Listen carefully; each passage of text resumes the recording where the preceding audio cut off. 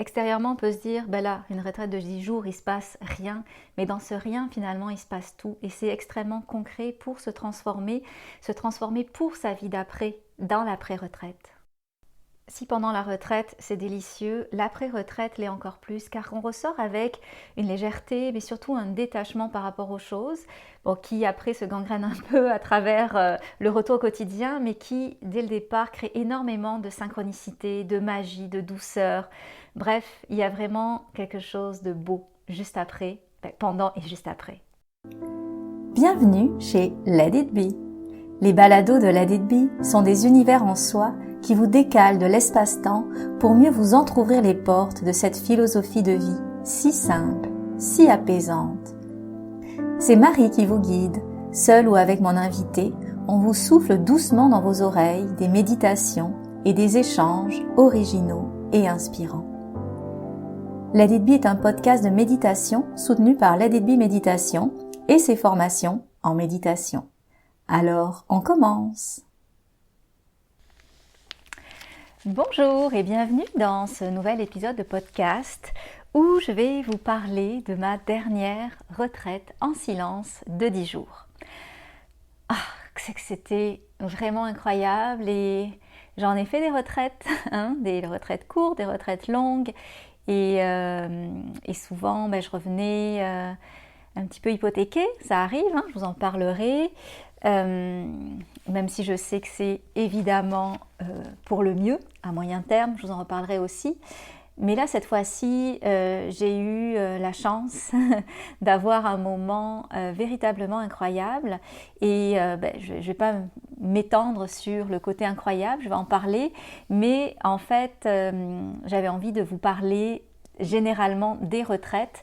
Je vous ai demandé justement sur les réseaux sociaux si vous aviez des questions. Donc on va parler de plusieurs aspects par rapport à ce style de retraite longue, type Vipassana, même si moi je ne fais pas des Vipassana en tant que tel, ça ressemble. Je vais vous parler de l'organisation, des différents types de méditation. Je vais parler des retraites en général et que chaque retraite est différente. La question de la transformation. Et c'est ça, notamment pendant et après. Donc, c'est des questions que j'ai récoltées de vous sur les réseaux sociaux. D'ailleurs, si vous n'êtes pas abonné sur Instagram ou Facebook, que vous êtes juste abonné à l'infolette, sachez qu'il y a beaucoup de contenu que je partage exclusivement sur les réseaux sociaux. Donc, ça peut être complémentaire à ce que je vous donne déjà. Et dans ma politique de réseaux sociaux, c'est vraiment aider. Contribuer. C'est-à-dire que même si jamais de votre vie vous achèterez un programme que j'offre ou une formation que je donne, j'espère que la transformation à travers les partages qui sont profonds vous aide aussi. Moi, ça m'est déjà arrivé de suivre des personnes et notamment dans ma parentalité. J'ai jamais pris de cours avec elles, mais elles m'ont profondément influencée. Et donc, bien évidemment, c'est ça aussi l'ère des réseaux sociaux, c'est de pouvoir avoir accès à de l'information aussi gratuitement. Et j'espère que toutes celles que je vous donne généreusement, vous y avez accès. Voilà. Et que vous pouvez en profiter. Alors, par où on va commencer? On va commencer par la chose la plus simple, la plus évidente, c'est l'organisation. Donc, c'est des retraites qui sont généralement de 10 jours et la façon de se structurer, je ne rentrerai pas dans les micro-détails, mais en gros, la première cloche du matin sonne à 5 heures et on est attendu à 5h30 pour commencer notre journée de méditation qui se termine à 21h. C'est des retraites qui sont en silence, donc on ne parle pas, on parle à personne et même parfois ce qui peut parler c'est notre non-verbal, donc quand on croise du monde, on reste dans notre bulle, on regarde personne, chacun est vraiment dans sa bulle. Le silence est central, la méditation est centrale et c'est organisé par une association, puis c'est accompagné par un moine bouddhiste et il nous donne le matin, après le petit déjeuner, qui est de 6h30 à 8h. Donc de 8 à 9, il nous donne les instructions de méditation pour la journée. On continue en autonome toute la journée, puis après il y a un autre moment où on va entendre une voix parler, donc ça va être en fin d'après-midi où il va y avoir justement des questions-réponses. On peut écrire des questions sur des petits bouts de papier, puis le moine nous y répond. Donc ça, c'est vraiment incroyable parce que contrairement à Vipassana, il répond vraiment à nos questions, nos préoccupations. Moi, je travaille dans le cadre de mon mémoire sur la conscience à l'UQAM, sur ce qu'on appelle la conscience lumineuse, donc qu'on peut retrouver le jeu de William James ou en tout cas la partie profonde de notre être, j'allais dire de notre âme, de notre être. Et donc voilà, donc j'ai pu lui poser des questions là-dessus. Puis même si c'était une retraite, typiquement de méditation, j'ai pu comprendre des choses pour mon mémoire à travers cette retraite et à travers ces autres enseignements. Donc tout se fait en silence, le matin, midi et soir. Le soir, on ne mange pas. On mange juste le matin, le midi. Le soir, on a un bouillon ou une tisane et c'est bien parfait comme ça. Le corps s'y fait vraiment bien. On se couche à 21h. Et c'est ça. Et donc la question qu'on m'avait posée au travers de ça, c'était la question du mouvement. Donc le mouvement, en fait, il y a une période qui était proposée et incluse de mouvements de 15 à 16. En fait, toute la journée était rythmée par des propositions de méditation, soit autonomes, soit en groupe. Il y avait des moments où on était obligés d'être dans la salle tous ensemble. Ça, c'était génial, mais ça rythmait vraiment notre journée.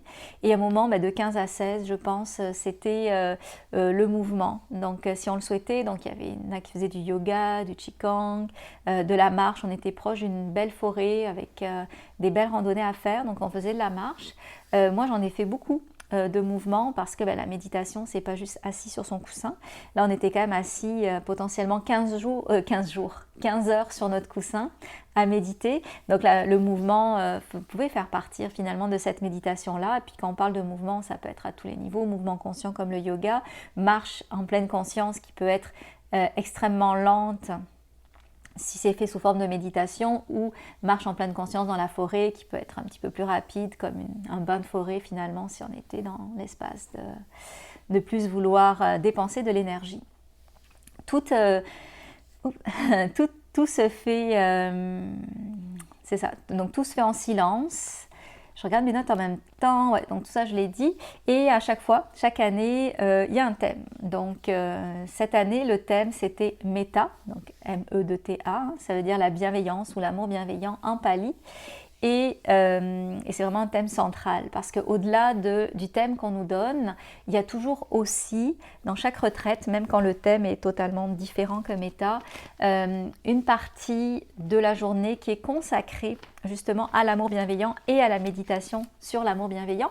Donc là, c'était non seulement le thème de la retraite, mais en plus, on avait 1 heure de méditation Metta.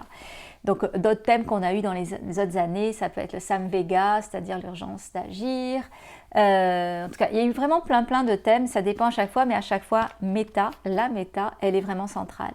D'ailleurs, je vous dis, tout est en silence, mais c'est pas vrai. Le matin à 6h20, de 6h20 à 6h25, on chantait le chant Metta en pali, qui est incroyablement beau.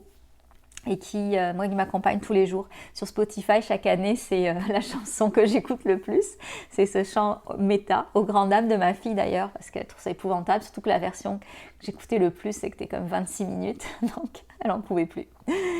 Donc, les types de méditation. Ce qui est génial avec le groupe avec lequel que je suis depuis quelques années, c'est vraiment qu'on est libre. Donc, les instructions de méditation que nous donne le moine, c'est totalement libre et on arrive chacun avec nos techniques, nos pratiques de méditation.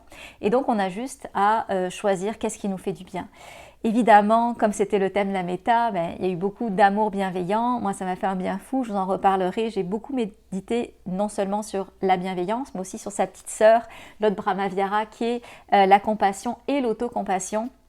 Et donc ça a été vraiment très guérissant dans mes 10 jours parce que il y a des choses qu'on ne prend pas le temps de faire dans la vie courante, dont celle de voir que finalement le chemin pour la compassion passe par l'autocompassion. Je vais vous en parler. Sinon, c'est sûr que moi je suis formée à plusieurs types de méditation et donc j'ai fait beaucoup de ce qu'on appelle du Vipassana. Le Vipassana n'est pas celle que je fais en tout cas, n'est pas celle qui a le même nom que les techniques apprises dans les fameuses autres retraites de 10 jours, c'est mêlant.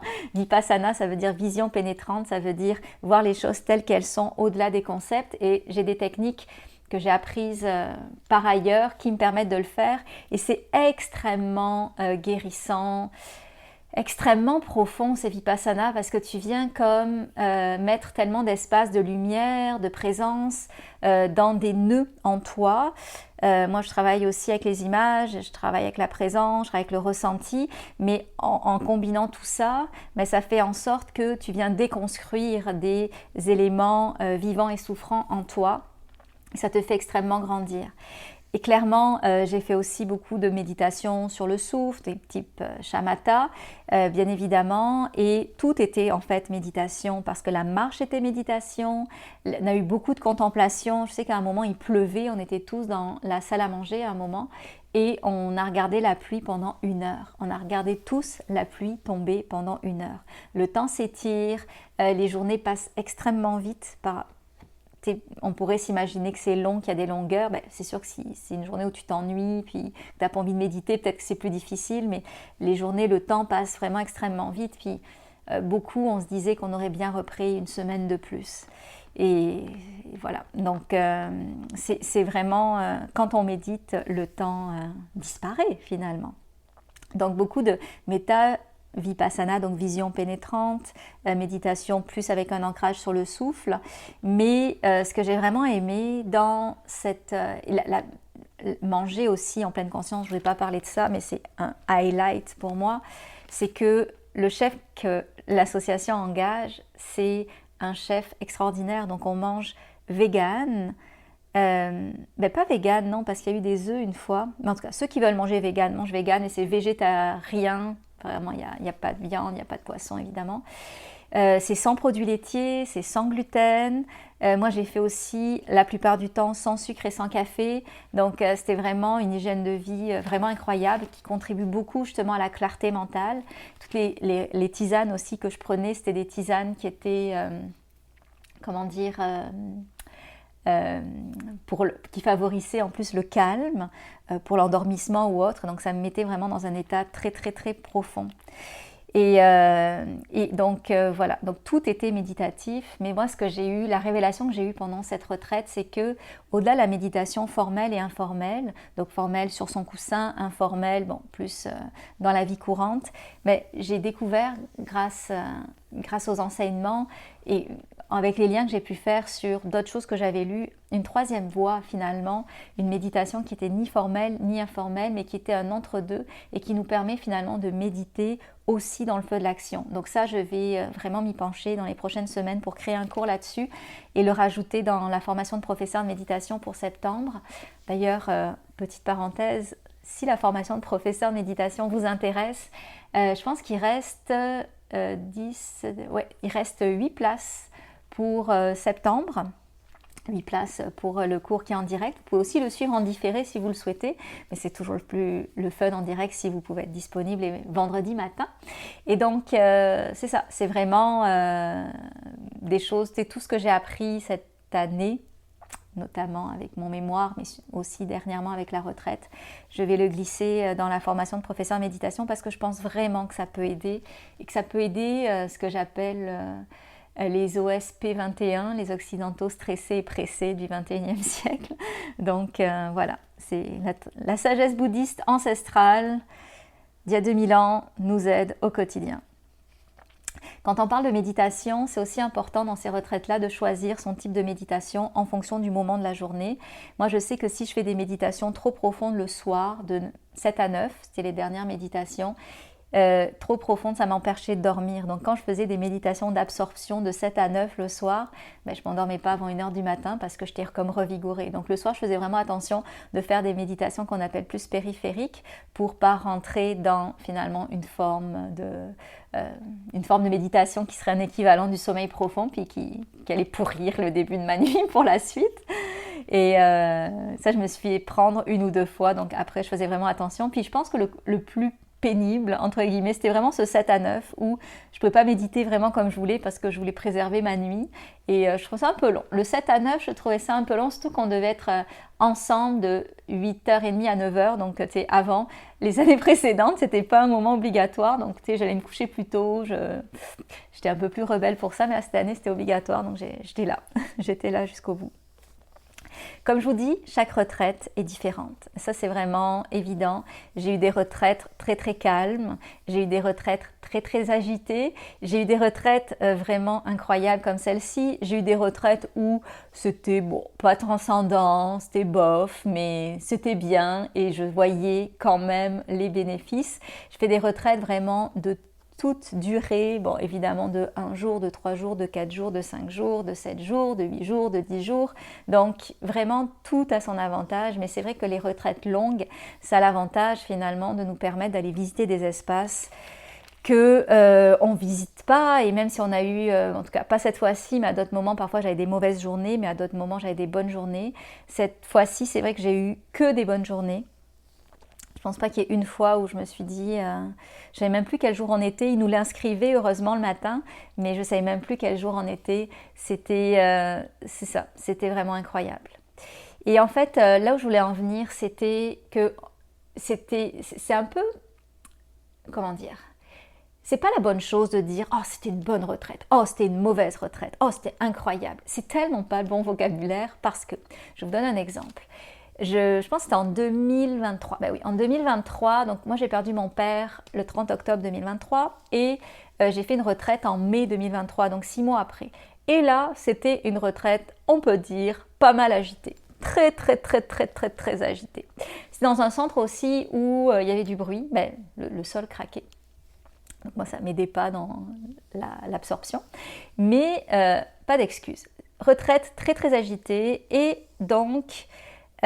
beaucoup de souvenirs d'enfance qui remontaient, beaucoup d'agitation, beaucoup d'émotions qui remontaient et beaucoup d'images qui remontaient en lien avec l'enfance, en lien avec mon père. Et là, donc pendant vraiment 9 jours, c'était sans cesse finalement quelque chose qui... Je sentais qu'il y avait comme quelque chose qui ressortait, qui me traversait, mais en me traversant, en voulant sortir, en se libérant finalement, toutes ces choses, ces souvenirs, ces images, ces ressentis, ces émotions, ben, finalement, elles venaient perturber la quiétude que j'essayais d'acquérir en méditation. Mais voyez-vous, tout ça, c'était en lien avec mon père. Je ne savais pas que j'allais le perdre 6 mois après. Mais il y a eu de la colère qui est sortie, il y a eu de la tristesse qui est sortie, il y a eu des choses de l'ordre, j'imagine, de la rancune ou des regrets ou autres qui sont sortis. Tout ça, c'est sorti. Mais c'est sorti, ça valait mieux d'être en dehors que en dedans. Parce que 6 mois après, quand j'ai pris l'avion pour le rejoindre et que je l'ai retrouvé sur son lit, qui allait être son lit de mort, et c'était quoi qui restait après ce nettoyage-là, grâce à la retraite de 9 jours?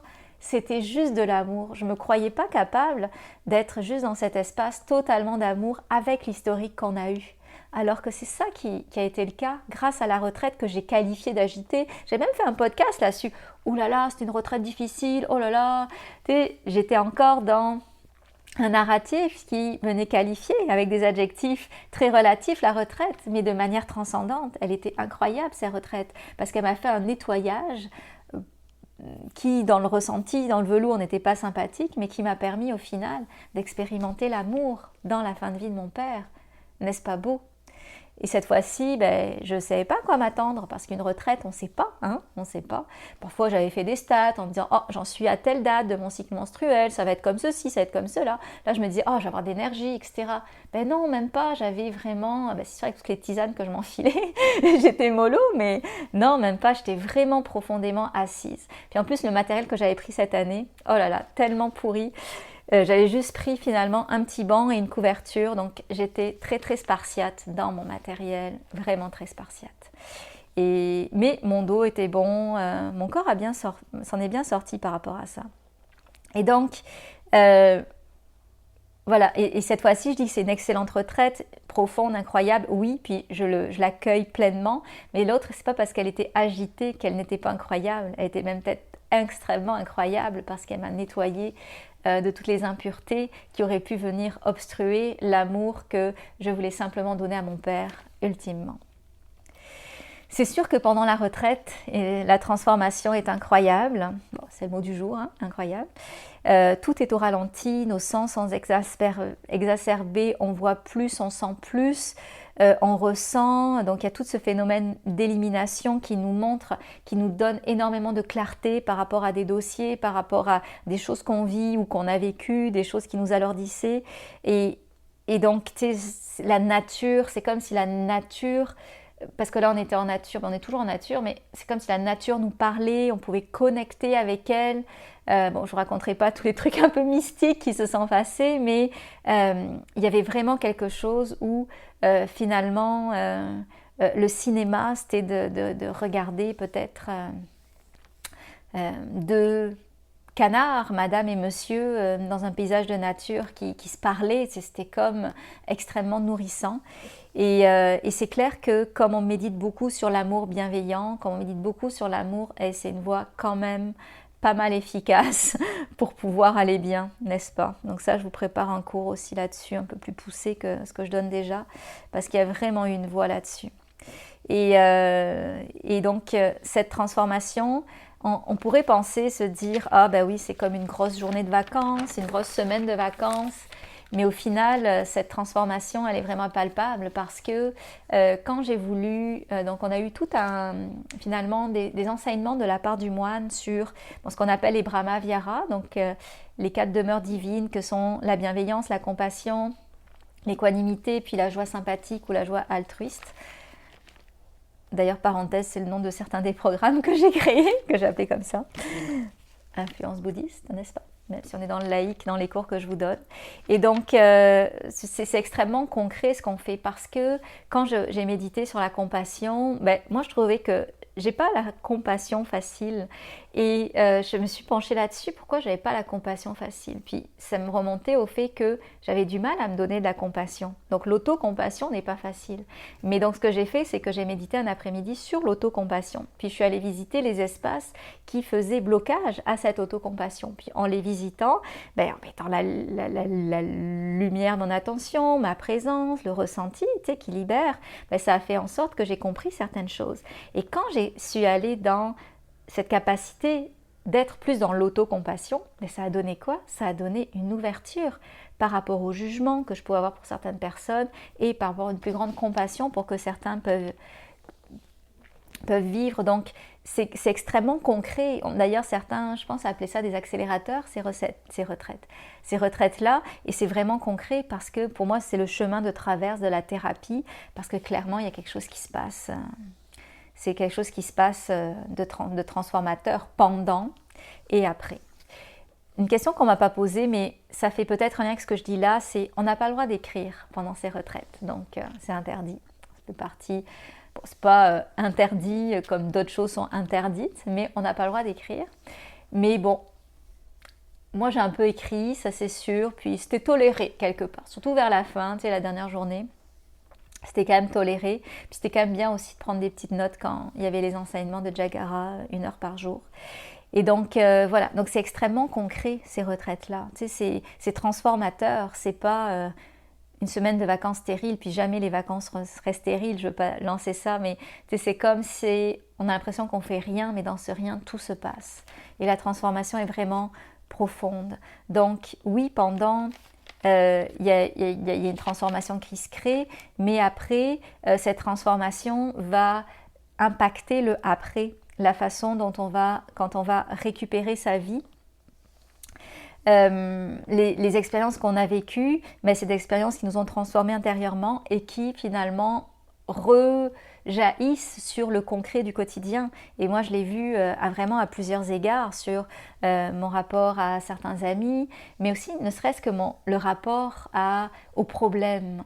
Mon chum, avant que je parte, avait quand même un problème au travail et j'étais extrêmement préoccupée pour lui, j'étais là pour lui, j'étais vraiment dans un esprit de soutien conditionnel, de sympathie, mais qui faisait en sorte que je souffrais pour lui par rapport à ce qu'il traversait, peut-être même plus que lui, avec ma sensibilité.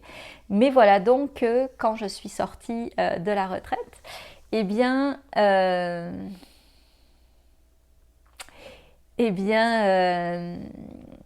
quand il m'a reparlé de son problème, j'ai vu qu'il y avait extrêmement de la distance que j'avais par rapport à son problème, et j'ai vu que c'était des problèmes finalement, que les accidentaux on se crée, c'est pas lui qui l'a créé, mais que d'autres ont créé pour lui, puis que finalement, il fallait juste en rire de tout ça. Donc j'ai vraiment senti que quand tu plonges dans les vraies choses, quand tu plonges dans l'essentiel, après le reste, tu as une distance que tu peux voir avec plus de maturité ou de sagesse qui va faire que tu relativises beaucoup et tu es moins touché par les choses qui avant te semblaient comme incommensurables. C'est ça qu'un peu qu'on appelle l'équanimité, c'est-à-dire que ça t'enlève pas l'action, ça t'enlève pas l'empathie, la compassion ou la bienveillance envers l'autre, mais tu es plus saisi à bras-le-corps dans les émotions que l'autre peut vivre. Donc vraiment c'est c'est très concret tout ça. Ce que j'ai senti aussi pendant un moment, c'est que oh là là, c'est le changement de repère, c'est un changement de repère total par rapport à ce qu'on vit pendant la retraite. C'est comme si on retournait dans le transcendant, dans les vraies choses. Donc après, quand on regarde pendant la retraite, c'est qu'on se réimagine la vie qu'on va récupérer, sa vie courante. Mais c'est vrai qu'il y a plein de choses qu'on trouve futiles et pour lesquelles on met de l'énergie et qui sont finalement hyper futiles. Et donc du coup, c'est ça, ça permet de vraiment relativiser et même plus que ça, de tomber temporairement, souvent, parce que ça revient dans une forme d'équanimité. Quand on revient, moi j'anticipe toujours l'idée de retourner dans ma vie normale après 10 jours de silence, 10 jours de méditation. J'anticipe beaucoup, même j'ai des larmes qui coulent parfois en me disant oh là là, ça va être intense. Et c'est vrai que je trouve tout intense. Je regarde une belle fleur, je pleure. Je repense à quelque chose qui m'a fait de la peine. Je suis en empathie profonde. Et en même temps, tout ça, c'est comme une forme d'anticipation parce que quand je récupère ma vraie vie, je la récupère très facilement. Oui, bien sûr, avec un côté hyper zen. Là, en plus, je ne rentrais pas directement chez moi. J'allais chez une amie 2 jours avec Joanie, avec qui on travaille pour un projet de cours de leadership au féminin. Et donc, pendant 2 jours, j'ai travaillé avec elle, j'étais dans sa famille et c'est ça, j'étais pas au ralenti, j'avais toute ma tête bien au-delà, j'avais vraiment une clarté d'esprit extraordinaire. Donc c'est relativement facile de retourner dans la vraie vie, mais les repères ont changé. Ma personnalité change pas, il y a des choses qui se sont gommées parce que il y a des choses où j'aurais été hyper irritable en étant fatiguée, etc.